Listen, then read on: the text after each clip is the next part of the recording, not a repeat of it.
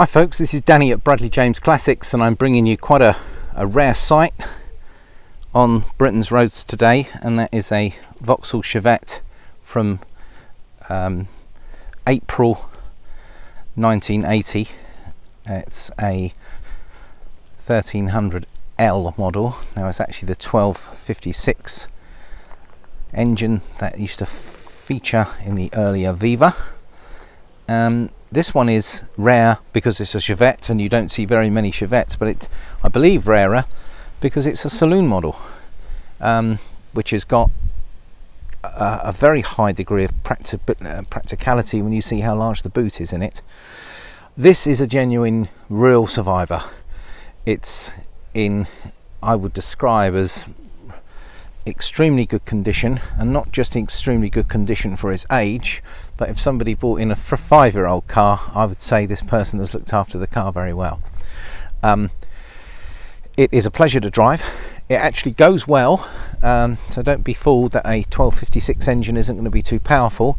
This is certainly powerful enough to keep up with the modern flow of traffic, and even though it would be considered probably more of a modern classic, but I can assure you cars that used to be considered modern classics are fast becoming proper classics, and to find one in this condition I think is extremely rare. I think this is ready to take immediately to a car show, and you will be sparking off memories of people that used to own these cars back in the day. So the contrasting interior is what I would describe in excellent condition, and again I mean real excellent condition, not just excellent because of its age. And let's show you inside. So we've got excellent seats that are very well kept, and the plastics on the dashboard are exceptionally good as well. There's deep carpet running right the way through the middle, that's in really good condition, and here we see the 68,000 recorded miles. And there's its original Philips radio cassette. I'm sorry, just radio. Obviously a cassette is an option, and you'll probably remember, if you can remember a Chevette, that's that rear speaker, centre speaker and air vents either side. A nice period Polko cover, but I've had a look at the steering wheel, that's in excellent condition under there. Well, it's only covered 68,000 miles, and if you consider the age, and look how good a condition the controllers are in here, and just so you can see under the carpet, very, very honest, in good condition, and the most minor of little snags in there. And the upholstery, as I say, is very good.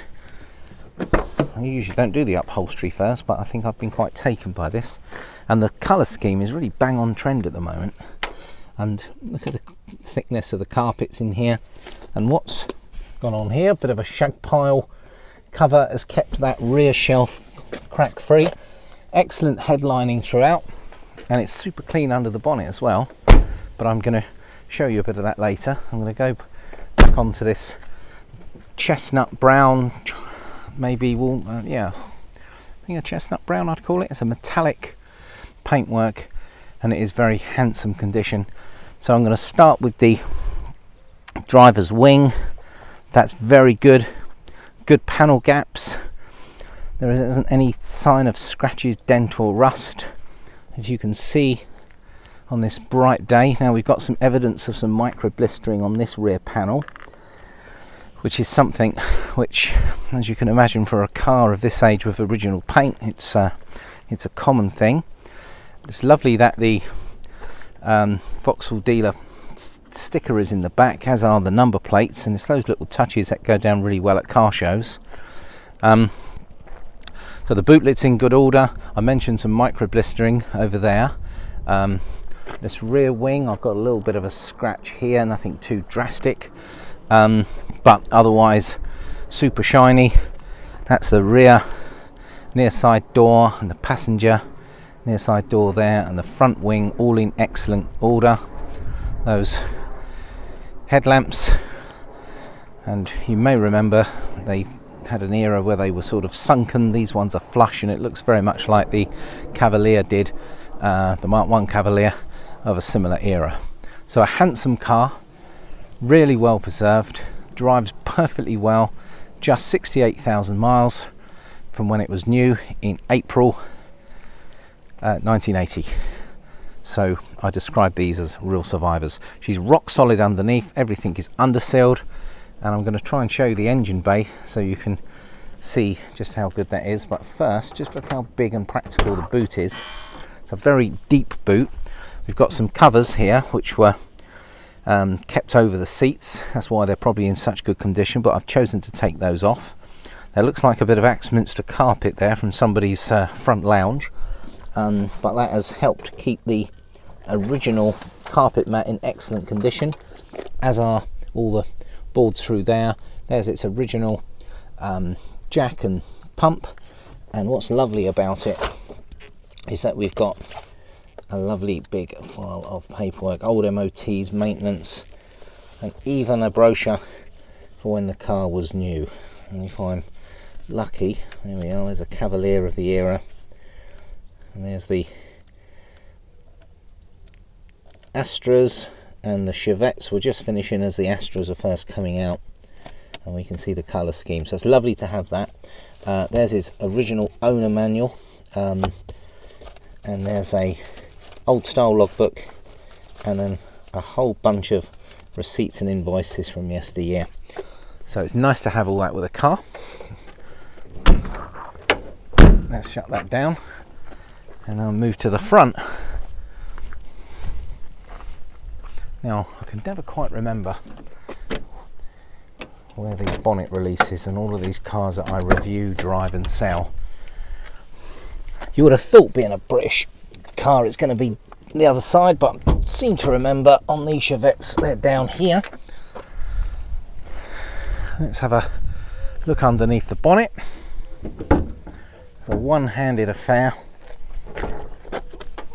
I think to remember where the clip is as well, so just bear with me while I just give that bonnet a little lift. It's always nice to have a look under.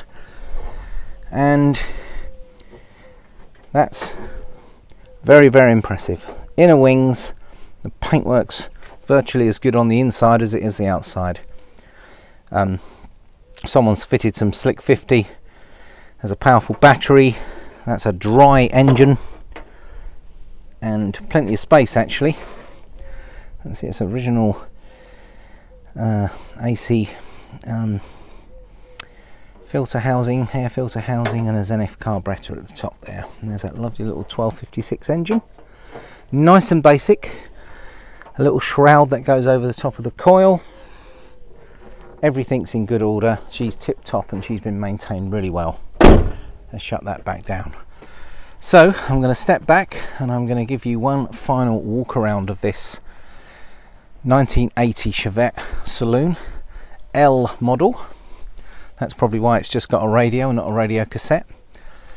Little touches like its original mud flaps and the wheels and those wheel trims, good chrome, excellent bumpers, the little extra fog light, which was a big period accessory. Obviously they weren't fitting them as standard in this time, so having a add-on one is common. She's gleaming, she's ready to take to the car shows. That's that interior again, very, very pleasant space. She starts on the button, she drives really well, and you will love driving her because she is really nice and easy to drive, very basic, no ECUs, no engine management light to ruin your Sunday drive, just motoring at simplicity. And a lovely car from a lovely era, and I actually think the colour is very in at the moment.